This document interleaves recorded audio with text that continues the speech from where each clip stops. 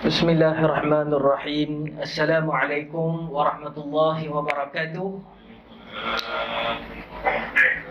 Innal hamdalillah nahmaduhu wa nasta'inuhu wa nastarshiduhu wa nastaghfiruh wa na'udzu billahi min shururi anfusina wa min sayyiati a'malina.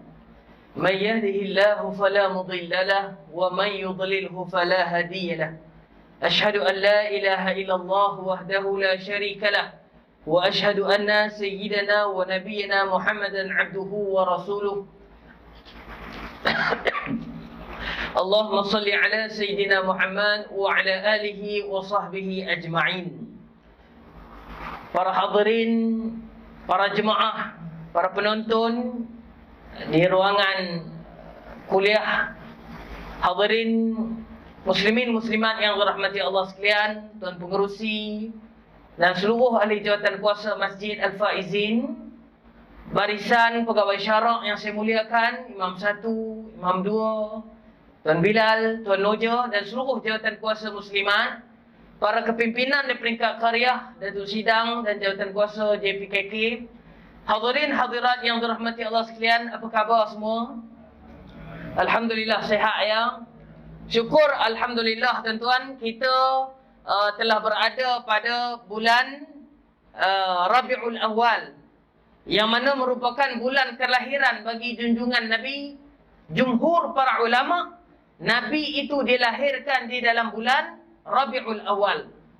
Nah, jadi di dalam bulan Rabiul Awal ini kita ambillah kesempatan untuk memperbanyakkan kita berselawat kepada Nabi sallallahu alaihi wasallam supaya kita ini tergolong di dalam golongan yang mendapat syafaat di sisi Nabi, di sisi Allah Subhanahu wa taala.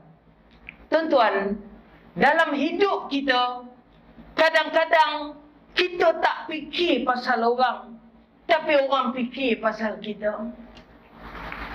Kita tidak memikirkan bagaimana orang itu, tapi kadang-kadang orang fikir tak baik pasal kita. Dengan dunia ini juga, kadang-kadang kita tak cakap pun pasal orang. Kita tak menyentuh pun peribadi orang. Kita tidak bercakap dan berbicara mengenai keluarga dan dirinya, bahkan orang lain. Tetapi orang bercakap pasal kita. Orang menceritakan buruk kita. Orang menuduh kita dengan perkataan yang tak baik. Kita dihina oleh dunia. Kita dihina oleh masyarakat. Dan dengan hidup ini juga tuan-tuan, kadang-kadang kita tidak bertindak pada orang. Kita tidak mengambil tindakan kepada orang lain. Namun orang bertindak pada kita, tuan-tuan. Inilah yang dinamakan dengan hakikat dunia. Sunnatul alam, tuan-tuan. Sunnah alam ini menjadikan kita kadang-kadang kita kecewa dengan dunia, tuan-tuan. Kerana inilah hakikat dunia, yang mana dunia itu disebut sebagai mata'ul ghurur, tuan-tuan. Dunia hanyalah perhiasan yang menipu kita, menipu mata kita, menipu lidah kita, menipu tangan kita, menipu kaki kita, dan menipu keenakan yang ada hanyalah sementara sahaja, tuan-tuan. Sebab itu saya nak menceritakan pada hari ini, semasa dalam perjalanan, setengah jam lebih kurang dalam perjalanan, mengingatkan kepada saya suatu hadis yang diriwayatkan oleh Abdullah ibni Umar radhiyallahu anhuma, iaitu anak kepada khalifah yang kedua, iaitu Umar bin Al-Khattab daripada Bani Adi.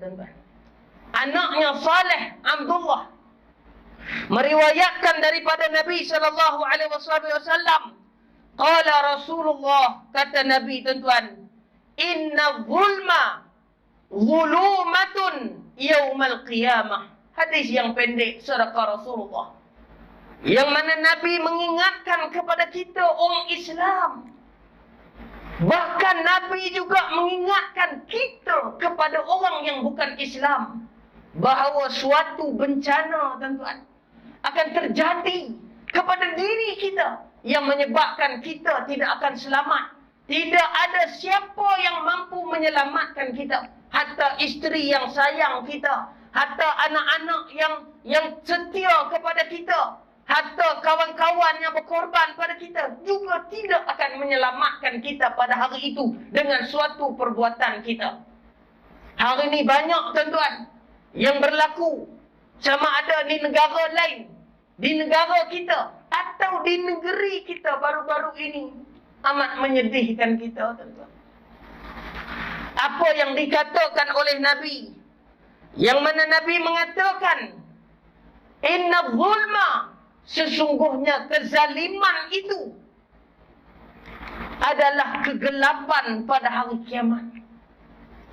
Sebab itu orang-orang yang bertindak zalim demi mencerahkan pendapatannya, mencerahkan masa depannya, memberi ruang kepada kerjayanya, dan menjamin kuasa dan kedudukannya, dia bertindak zalim kepada orang lain, hatta kepada diri dia sendiri. Ia merupakan kegelapan yang dahsyat di hari kiamat, yang menyebabkan dia tidak akan terlepas walau 1 inci pun daripada azab Allah Subhanahu wa taala, tuan-tuan. Sebab tu kita kena hati-hati dengan dunia ini, kerana umat akhir zaman akan berdepan dengan kezaliman yang maha dahsyat, tuan-tuan, daripada tangan-tangan manusia. Sebab itulah Allah Ta'ala kata di dalam Al-Quran, Zahara fasadu fil barri wal bahri bima kasabat aydin nas. Sesungguhnya berlakunya bencana daripada darat sehinggalah ke laut, disebabkan daripada tangan-tangan manusia, tuan-tuan.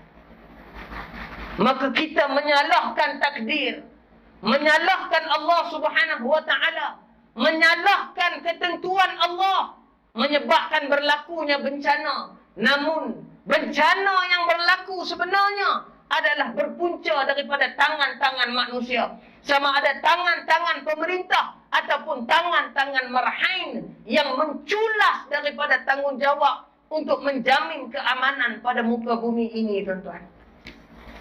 Maka, tuan-tuan, saya nak memberi amaran dan peringatan kepada diri saya dan tuan-tuan yang berada dan penonton yang menyaksikan pada malam ini, supaya suatu sifat yang hendaklah dijauhkan oleh kita, iaitu menzalimi orang lain dan menzalimi diri kita sendiri. Allah menjadikan iblis bersemayam di dalam singgahsana di syurga, tuan-tuan. Apa yang iblis buat? Illa iblis aba wastakbara wa kana minal kafirin, tuan-tuan. Oleh kerana sombongnya iblis, dia enggan bersujud, memberi hormat kepada Adam alaihi salam, menyebabkan dia dibuang daripada syurga Allah Subhanahu wa taala. Iblis telah menzalimi diri dia sendiri dan dia langsung tidak memohon keampunan daripada Allah Azza wa Jalla. Itu sifat iblis.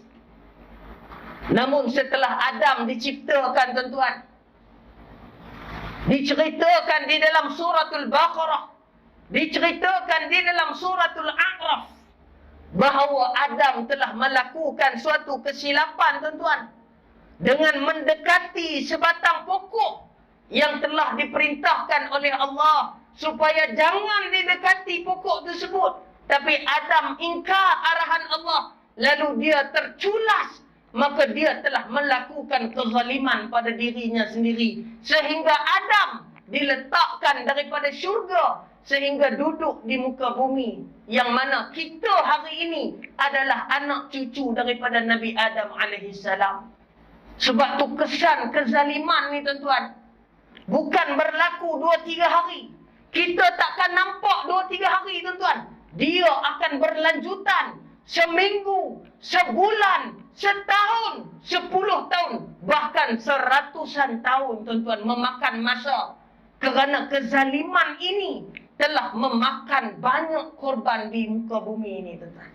Sebab tu tajuk besar pada kita pada minggu ini ialah nak membicarakan tentang kezaliman. Yang mana manusia bertindak zalim sesama manusia. Manusia bertindak zalim kepada haiwan. Ianya dikira oleh agama.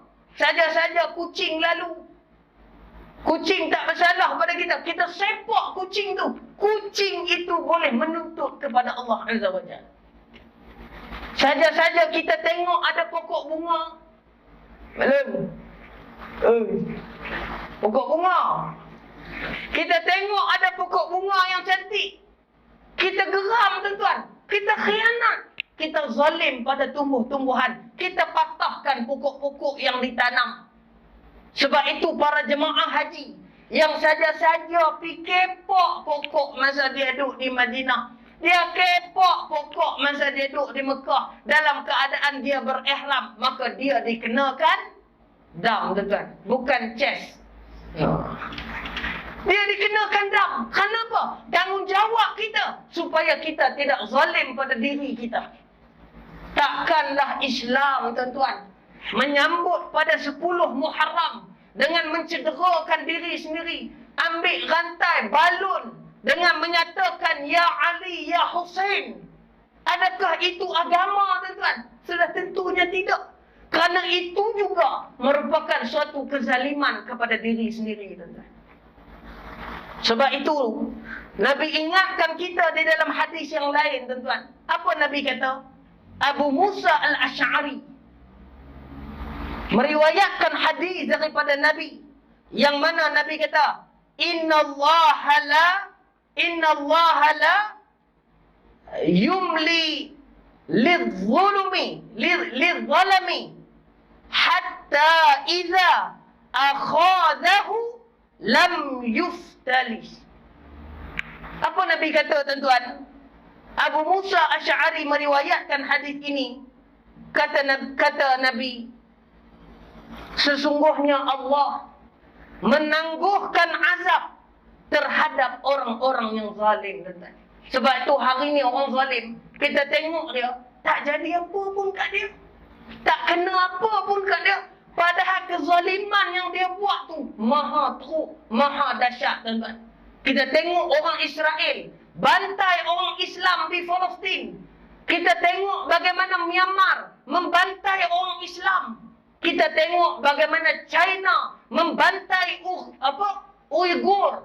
Kita tengok bagaimana di selatan Thai mereka membantai orang Islam di perkampungan tak baik. Akhirnya mereka hidup dengan aman damai. Di mana salahnya? Di situlah salahnya kezaliman. Di mana azabnya? Azabnya tidak akan pernah dihapuskan Allah, melainkan akan ditunaikan kepada orang yang berlaku zalim. Sebab itulah Allah kata, sesungguhnya Allah menangguhkan azab terhadap orang yang zalim, sehinggalah apabila Allah mengazabnya, ia tidak akan dapat melepaskan diri lagi, tuan-tuan. Bila tidak kena, kita rasa tak kena pun, tak jadi apa pun. Tengok aku, tak ada apa pun kena kat aku buat zalim. Tunggu, tuan-tuan. Sebab tu satu orang bekas polis, bekas anggota uniform, tuan-tuan, datang dalam kuliah, berjumpa dengan ustaz. Doakan saya, ustaz. Minggu depan saya akan operation. Setelah saya bersara, saya akan operasi kaki saya, pembedahan.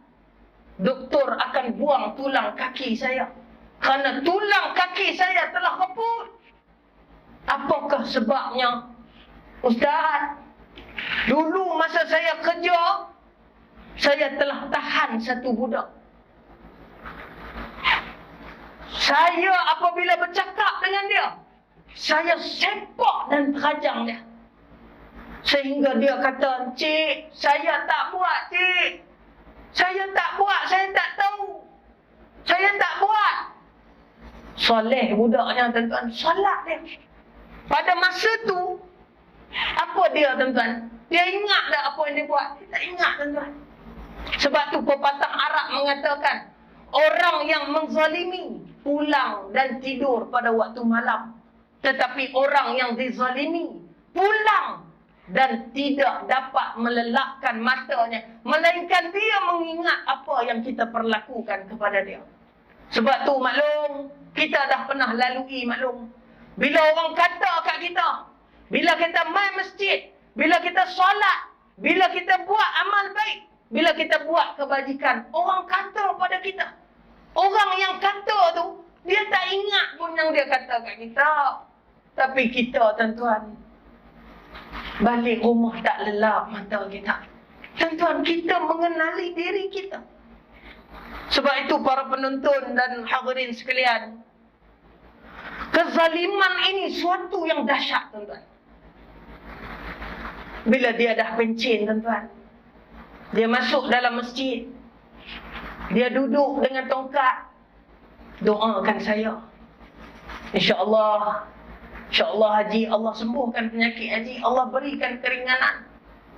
Menangis dia, tuan-tuan. Lama dia menangis. Dia kata, bukan Ustaz, bukan itu Ustaz. Saya teringat, dia kata, masa saya kerja dulu. Berapa tahun, tuan-tuan? 15 tahun yang lepas. 15 tahun yang lepas masa saya kerja, saya tahan satu budak. Saya tanya dia, saya marah dan saya sepak dia dengan kaki saya. Sehingga budak tu kata, cik sepak saya doa pada Allah, rebut kaki cik. Sehari berlalu, 2 hari berlalu, seminggu dan setahun berlalu, sehingga 15 tahun selepas dia pencet. Pada waktu tu, dia pun tak ada lagi insurans, bantuan seperti mana dia kerja dulu. Agak sukar dari segi kewangan, hanya mengharapkan pencetnya ada, tuan-tuan. Tentulah tak cukup dengan kos yang sebegitu besar untuk pembedahan kaki itu. Akhirnya, kebimbangan yang ada dalam hati dia lebih besar daripada apa yang dia buat dulu. Sehingga itulah, tuan-tuan, Allah janji, Allah kata apa? Allah menangguhkan azab kepada orang yang zalim, buat zalim, sehingga pada hari Allah azab dia tak dapat larikan diri lagi, tuan-tuan. Sebab itu dahsyat, tuan-tuan, benda-benda macam ni. Kadang-kadang kita terlepas pandang, tuan-tuan. Kita fikir dalam hati kita buruknya orang tu. Kita bercakap dengan mulut kita tak eloknya orang tu. Dan kita bertindak dengan tangan kita, kaki dan kuasa yang kita ada. Runtuhkan maruah orang, hancurkan masa depan orang, seksa orang, tuan-tuan. Sehingga pada suatu hari, kita tidak akan terlepas daripada apa yang kita buat. Tuan-tuan, 15 tahun. Daripada kerja, kuat. Akhirnya pencet. Datang ke masjid dengan bertongkat. Dia kata, Allah telah makbulkan doa budak tu. Itulah kali terakhir saya jumpa dia. Dia salat. Dan dia doa pada saya. Selepas saya sepak dia, dia kata, cik, saya doa pada Allah. Allah bagi reput kaki cik. Akhirnya 15 tahun, tuan-tuan, Allah reputkan kaki dia, sehingga dia terpaksa buang tulang kaki, tuan-tuan, kerana tindakan begitu. Sebab itu saya nak bagi tahu kepada tuan-tuan, supaya berhati-hati kita dalam kita, perasaan kita, fikiran kita, percakapan kita, tindakan kita yang kita rasa kecil tapi memberi kesan yang besar pada orang. Tuan-tuan, kemarin dulu di Lipih, Pahang. Orang Pahang panggil lepih. Orang Kuantan, orang Temeloh, tuan-tuan, panggil lepih. Katanya saya tak apa pandai, tuan-tuan. Apa yang berlaku, tuan-tuan? Maklum. Bela anak 31 tahun, tuan-tuan. Bela anak 31 tahun. Dan apa terjadi kepada mak ayah? Saya sedih, tuan-tuan. Saya sedih. Dan kita orang Islam patut sedih di atas kezaliman yang berlaku. Dalam hidup ni, tuan-tuan, tak ada apalah melainkan satulah, ibu dan ayah, tuan-tuan. ibu dan ayah. Kadang-kadang kita menyesal, kita duduk tuan-tuan hujung katil. Kita duduk seorang-seorang tinggalkan anak dan isteri. Kadang-kadang maklum, kita duduk tinggalkan suami, tinggalkan anak, memikirkan masa silam kita. Apa kita rasa dalam hati? Ya Allah, sedih. Sebelum mak pejamkan mata dulu, sebelum ayah tak ada dulu, masa dia hidup, masa mak hidup, masa ayah hidup, tak sempat mereka tengok saya jadi orang baik macam hari ni. Anak ayah, mak tak sempat tengok saya, anak dia macam hari ni. Ayah dan mak pergi dalam keadaan sedih terhadap anak mereka. Namun akhirnya berkat doa seorang ibu, berkat doa seorang ayah di atas pengorbanan dan pengharapan, Allah sentuh hati tuan-tuan, menyebabkan tuan-tuan balik pada dia hari ini. Dan isteri dan anak tuan-tuan menjadi orang yang dekat pada Tuhannya tuan-tuan. Dilepih bahang, lipis bahang tuan-tuan. Seorang anak lelaki yang tidak bekerja, umur 31 tahun tuan-tuan. Tua dia lagi pada saya. Saya belum bayar insurans 3.0 lagi. Baru 2.0 tuan-tuan. Nah, tuan-tuan ni bayar insurans berapa siri dah saya tak tahulah. Mahal lah insuransnya. Nah, saya baru 2.0 punya insurans. Baik. Tuan-tuan, satu hari mak ada, ayah ada, tak kerja anak ni, umur 31. Tak pernah mak ayah usir daripada rumah tuan-tuan. Tetap memberikan harapan, tetap mendoakan. Itulah kemuliaan daripada hati seorang ibu dan ayah. Tidak menzalimi anak dia. Walaupun orang kampung benci anak dia, tapi dia hari-hari, ya Allah, tolonglah aku ya Allah. Perbaikilah anakku, selamatkanlah dia, beri dia rezeki dan masa depan yang baik. Dalam keadaan kemiskinan seorang ibu dan seorang ayah. Tengah duk berborak tuan-tuan satu hari, berborak di ruang tamu dengan ayah dia. Ni anak umur 31, tak kerja, borak dengan ayah di ruang tamu. Borak pasal apa maklum? Berborak pasal agama, bab-bab agama. Bila tengah berborak tuan-tuan, dia ada tak puas hati dengan ayah dia masa dia berborak. Dia naikkan suara, tinggikan suara, tengking ayah dia. Dan dia bertindak lebih daripada kezaliman yang biasa tuan-tuan. Tinggi suara dekat ayah, dekat ibu tuan-tuan, suatu kezaliman tuan-tuan. Zalim pada diri kita, zalim pada mak ayah tuan-tuan. Dia masuk dalam bilik tuan-tuan, dia ambil parang 3 hari lepas. Dia ambil parang tuan-tuan, dia lipah di leher ayah dia. Bersembur darah ayah di ruang tamu. Semasa tengah bercakap bab agama tuan-tuan, mungkin ayah nasihat sikit, dia lipah parang tuan-tuan di leher ayah. Akhirnya ayah rebah tuan-tuan. Ayah meninggal. Kerana terkejut jeritan ayah, mak keluar daripada dapur, daripada rumah, terpur kepada ayah nak selamatkan ayah. Pasal apa buat ayah macam ni? Tak sempat tuan-tuan. Anak dia lipah pula leher mak dengan parang. Dia tikam mak dia beberapa kali, sehingga mak rebah. Dan mak tuan-tuan masih merangkak keluar rumah untuk selamatkan diri, tapi akhirnya meninggal di hadapan pagar rumah dia tuan-tuan. Apa kaitan dia tuan-tuan? Rupa-rupanya dia ni baru-baru terlibat dengan ajaran-ajaran sesat ni tuan-tuan. Pertama.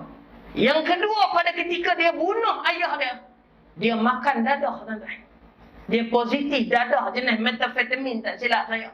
Akhirnya itulah tindakan sebuah kezaliman yang besar, menghancurkan syurga, meruntuhkan rahmat Allah dan tidak akan menyelamatkan dia. Dan itulah salah satu kegelapan yang kita baca pada hadis yang awal tadi. Kegelapan di hari kiamat, kegelapan di padang mahsyar. Kerana dia telah menutup pintu syurganya buat selama-lamanya dengan bunuh ayah dan bunuh mak dia. Demikianlah hakikat dunia, tuan-tuan. Sebab itu kezaliman Allah Subhanahu wa taala akan balas, tuan-tuan. Allah akan balas kita. Sebab itu Abu Bakar As-Siddiq, tuan-tuan, kecil ya perkaranya, tapi Abu Bakar jadi takut. Apa yang terjadi, tuan-tuan? Satu hari Abu Bakar ni dia ada tak berkenan sikit kepada seorang ni. Dia datang kepada Abu Bakar dan dia kata, "Wahai Abu Bakar, aku nak jumpa engkau dan aku nak minta tolong kepada engkau." Abu Bakar kata, "Aku tak mau tolong kau. Tak mau tolong kau, pergilah." Masa tu dia khalifah. Tak seberapa lama, tuan-tuan, Abu Bakar keluar. Pergi panggil orang tu. Dia kata, "Mai sini. Aku akan tolong kau. Apa hajat kau?" Kawan kata, "Tadi hang tak mau tolong aku." Dia kata, "Setelah aku fikir balik, kalaulah aku tak tolong hang pada hari ni, bagaimana suatu hari nanti aku nak minta tolong dengan Allah Azza wa Jalla. Jadi dalam jantung hati aku, jikalau hari ini aku menolong satu daripada hamba Allah, nescaya di hari kiamat Allah akan tolong aku." Demikian Abu Bakar As-Siddiq bin Ibn Abi Quhafah radhiyallahu anhuma. Solehnya dia. Sebab itu, tuan-tuan, kezaliman tidak akan menyelamatkan kita. Semasa kerajaan Abbasiyah, tuan-tuan, kerajaan Abbasiyah ni selepas kerajaan Rasulullah. Habis kerajaan Rasulullah selama 23 tahun dan 10 tahun di Madinah, tuan-tuan, yang naik selepas tu Khulafa Ar-Rashidin. Habis Khulafa Ar-Rashidin, naik pula kerajaan Bani Umayyah, tuan-tuan. Habis kerajaan Bani Umayyah, Abu Abbas As-Saffah, dia rampas kerajaan Bani Umayyah, tumpaskan, bunuh orang. Dan Abu Abbas As-Saffah naik jadi kerajaan, dan kerajaan itu dinamakan Kerajaan Abbasiyah. Tuan-tuan, kerajaan Abbasiyah ni, dia ada satu menteri dia. Nama dia adalah Ibnul Baqiyah. Menteri yang bertaraf gubernur, tuan-tuan. Ibnu Baqiyah, satu hari, tuan-tuan. Ini cerita benar, tuan-tuan. 1000 tahun yang lepas, 700 tahun yang lepas, tuan-tuan. Apa yang berlaku?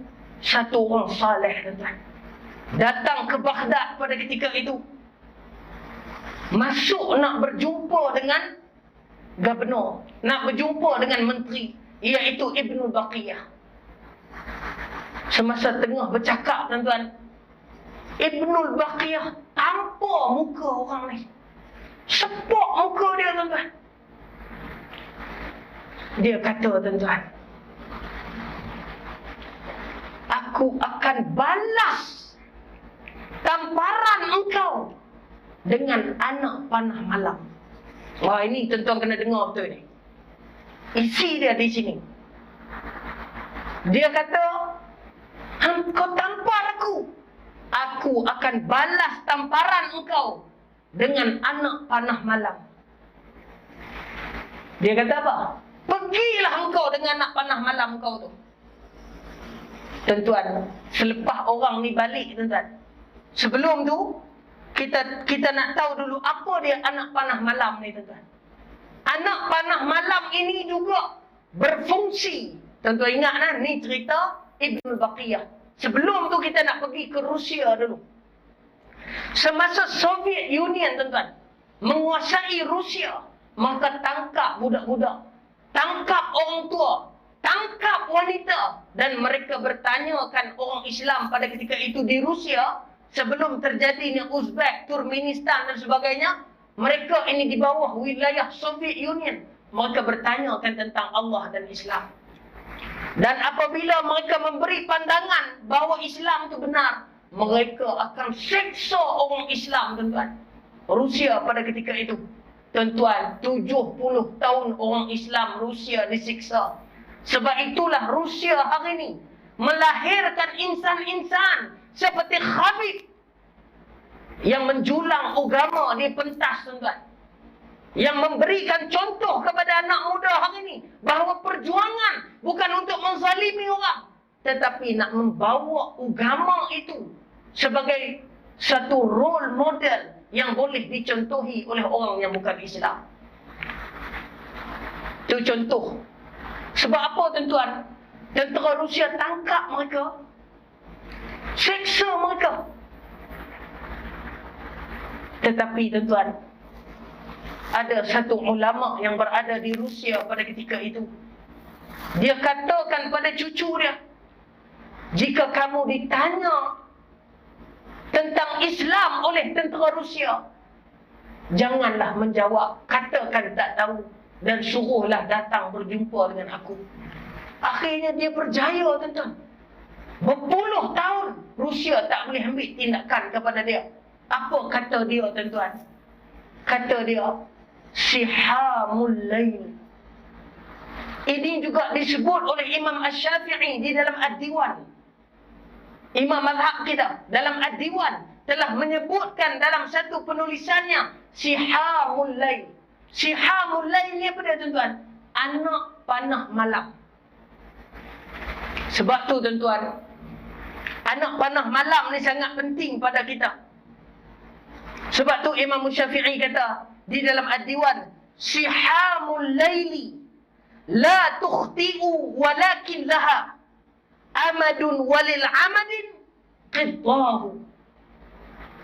Apa kata Imam Syafi'i tentang sihamul lail? Kata Imam Syafi'i, tuan-tuan, anak panah malam tidak pernah silap sasarannya.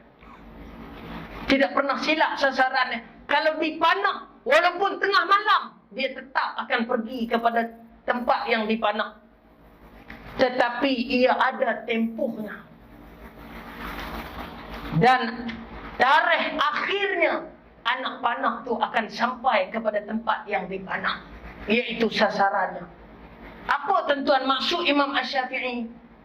Sihamul lail, anak panah malam, adalah doa pada waktu 1/3 malam bagi orang yang dizalimi, tuan-tuan.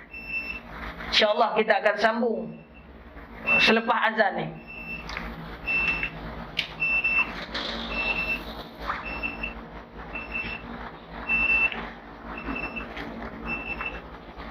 Allahu Akbar, Allahu Akbar, Allahu Akbar,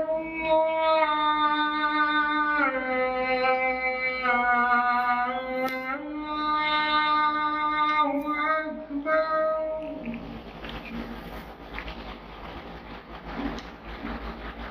أشهد أن لا إله إلا الله.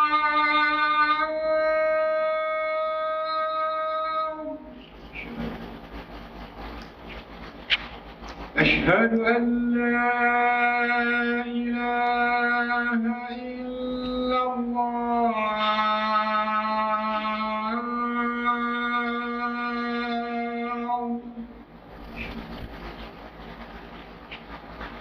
أشهد أن محمدا رسول الله.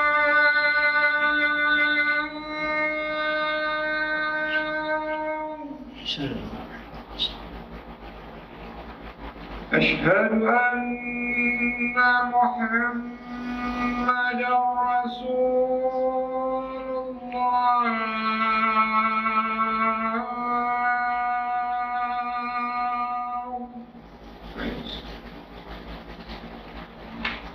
حي على الصلاة.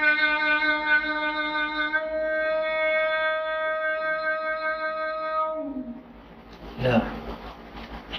حي على الصلاة.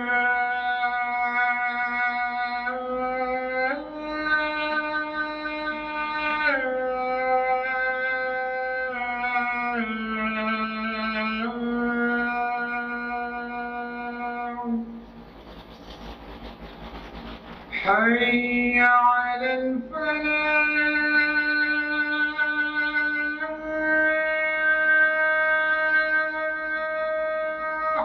حي على الفلاح.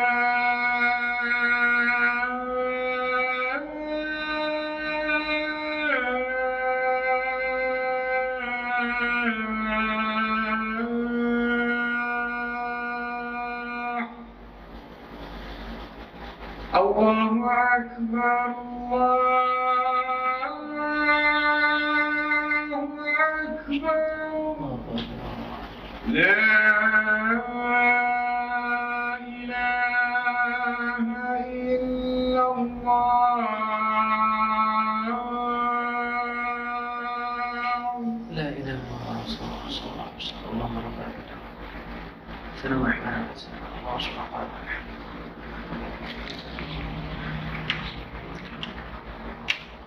Hadirin para penonton dan jemaah yang dirahmati Allah sekalian, Sihamul Lail yang disebutkan oleh Imam Asy-Syafi'i adalah kunci kepada balasan terhadap kezaliman. Iaitu apa dia? Doa di antara waktu 1/3 malam.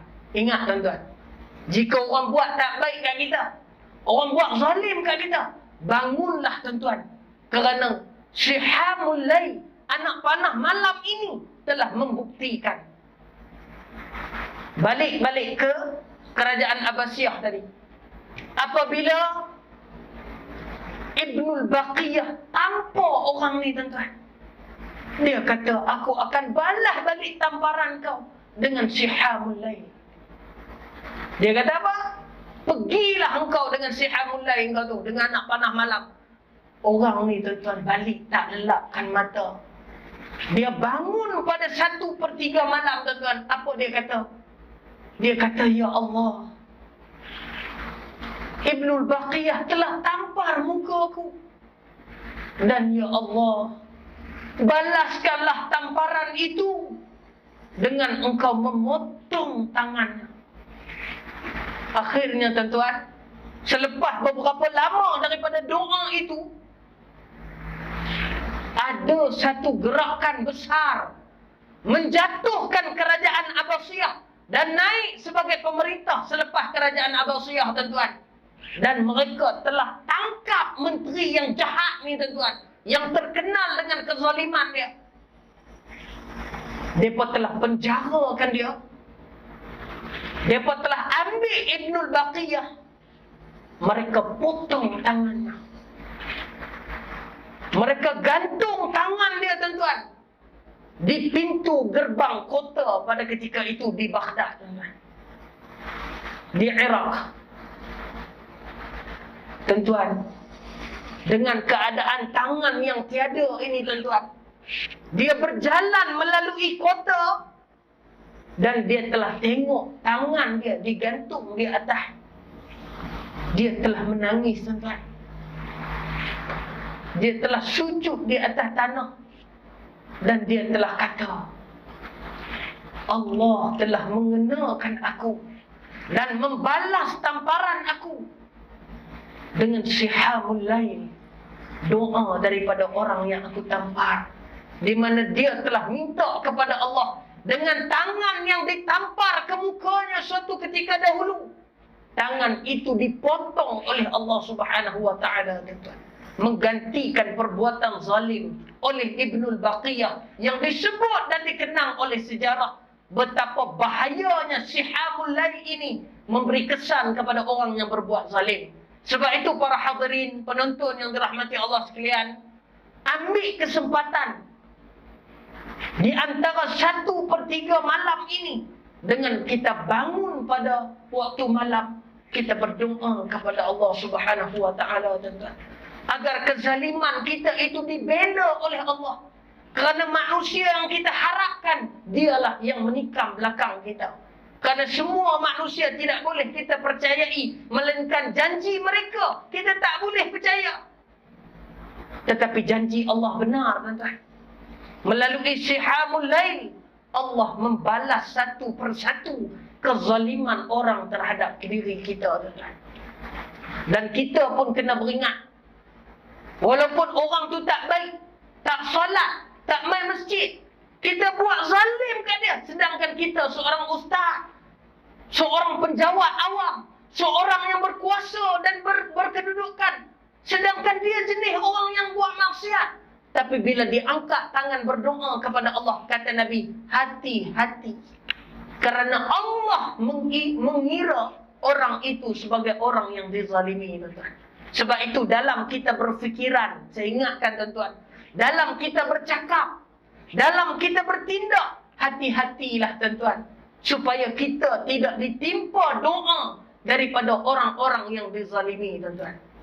Sebelum kita akhiri kuliah kita pada malam ini, suka saya nak ceritakan kisah yang berlaku di Masjid Bani Abs, tuan-tuan, di Baghdad, di Iraq, semasa pemerintahan Umar ibn al-Khattab. Umar telah kirimkan Sa'ad bin Abi Waqqas untuk menjadi gubernur di sana, tuan-tuan.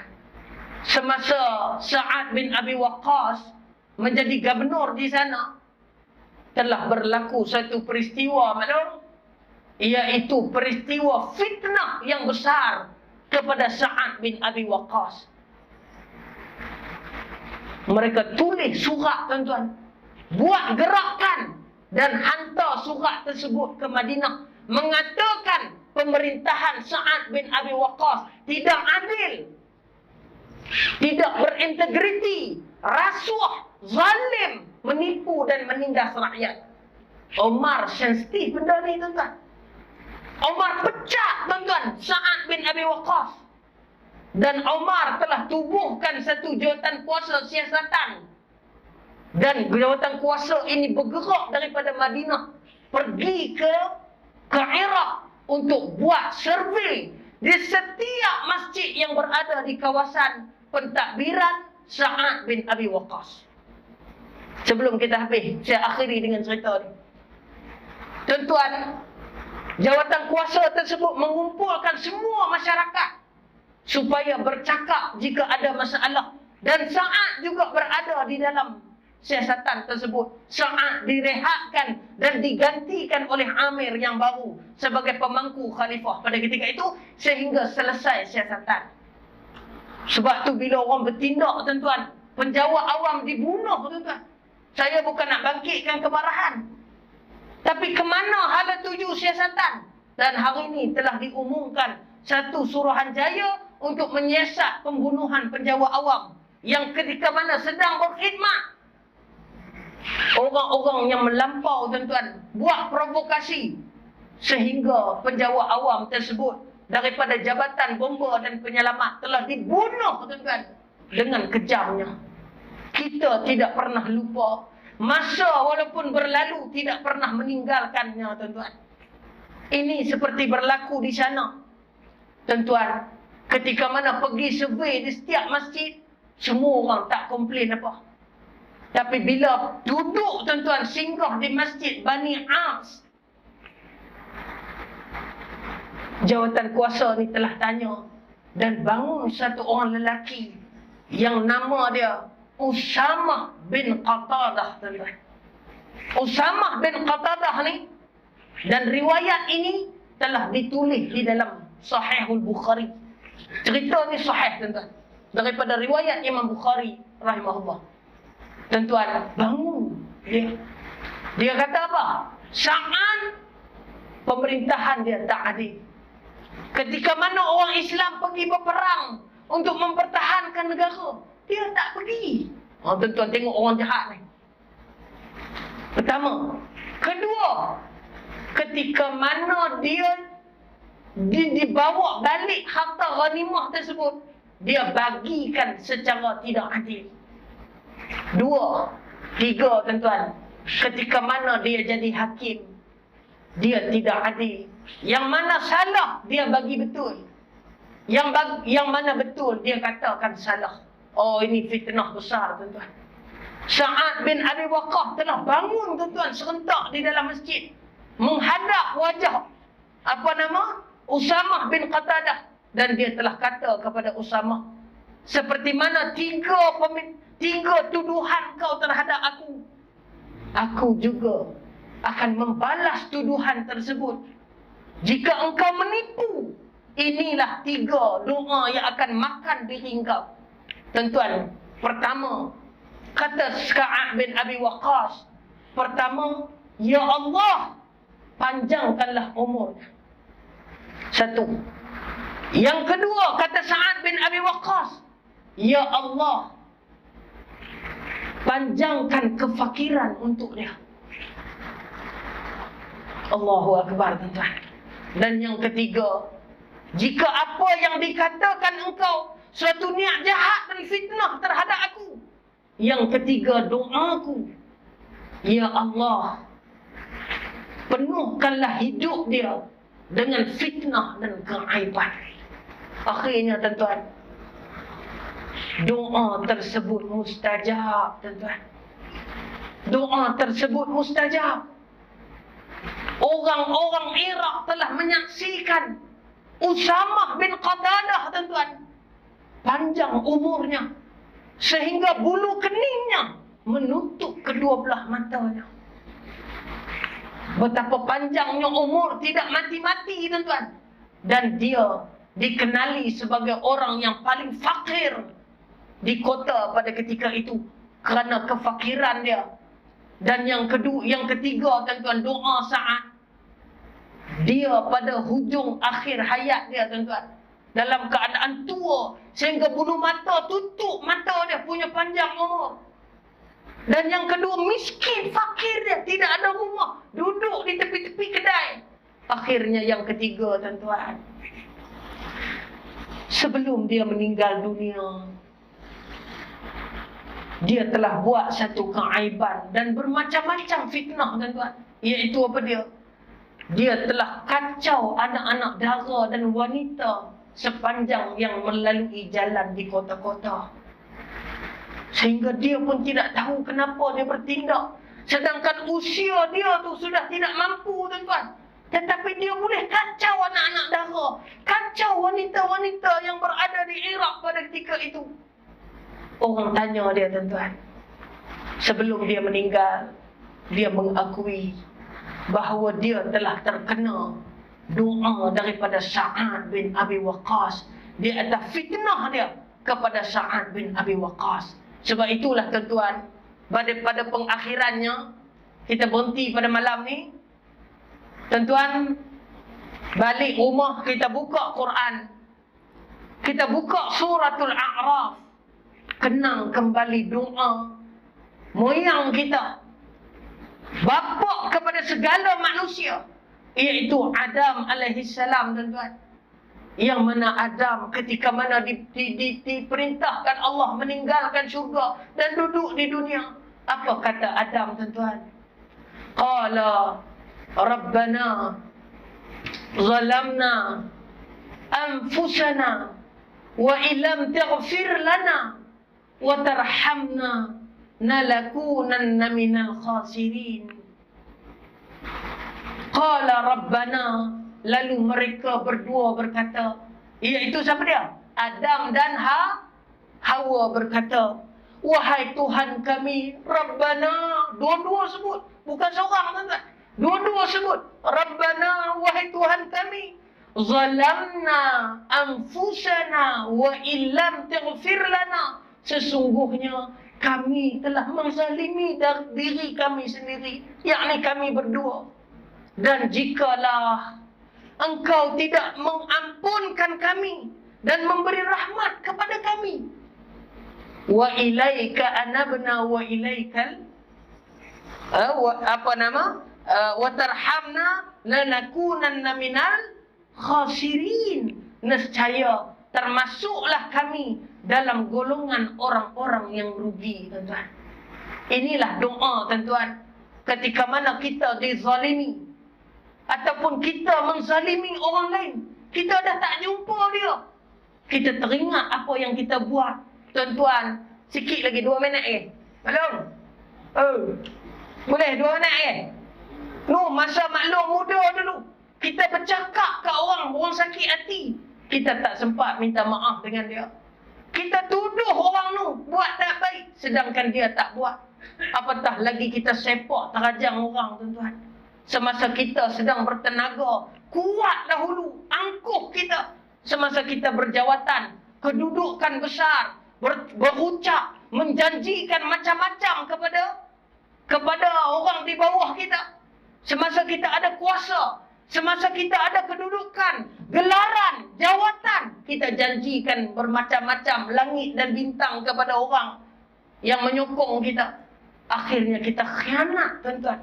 Dan kita zalim kepada rakyat Marhain, kepada orang-orang yang berada di bawah tanggungjawab kita. Apabila kita menjadi pegawai besar, kita zalim orang. Kita lupa, tuan-tuan. Kita balik, kita tidur dan nyenyak tidur kita. Namun orang yang kita zalimi, malam-malam yang berlalu, mengingatkan kepada apa yang kita buat dengan tangan kita. Dengan kisah-kisah yang telah berlaku tadi, tuan-tuan. Insaflah kita, tuan-tuan. Istighfar pada Allah Subhanahu wa taala. Semoga Allah mengampunkan kezaliman-kezaliman kita kepada orang yang masa yang lalu. Dengan Allah gantikan kebaikan kepada kita pada masa yang kita tak boleh lagi nak berdoa, iaitu bila kita berdiri di hadapan Allah Subhanahu wa taala nanti, tuan-tuan. Jadi untuk doa tadi, bukalah Quran, tengoklah suratul A'raf. Surah Al-A'raf ayat 23, tuan-tuan. Dan beliklah sikit daripada ayat 1 sampai ayat 23 tu, macam mana Allah menceritakan keadaan orang yang menzalimi dirinya. Jadi pakat-pakatlah kita doa, Rabbana zalamna anfusana wa illam taghfir lana wa tarhamna lanakunanna minal khasirin. Jadi insya-Allah setakat itu dulu para penonton dan hadirin yang dirahmati Allah sekalian. Kita akan jumpa pada masa yang akan datang. Wassalamualaikum warahmatullahi wabarakatuh. A'udzu billahi minasyaitonir rajim. Bismillahirrahmanirrahim. Alhamdulillahi rabbil alamin wassalatu wassalamu ala rasulil amin wa ala alihi wa sahbihi ajma'in. Allahumma faqihna fid din wa 'allimna ta'wil wahdina siratal mustaqim ya rabbal alamin. Allahumma inna na'udzu bika minal barasi wal junum wal kuruna wal juzam wa min sayyi'il asqam. Allahumma inna nas'aluka 'ilman nafi'an wa rizqan wasi'an وعملا صالحا متقبلا يا رب العالمين. وصلى الله على سيدنا محمد وعلى آله وصحبه وبارك وسلم والحمد لله رب العالمين. تقبل الله منا ومنكم.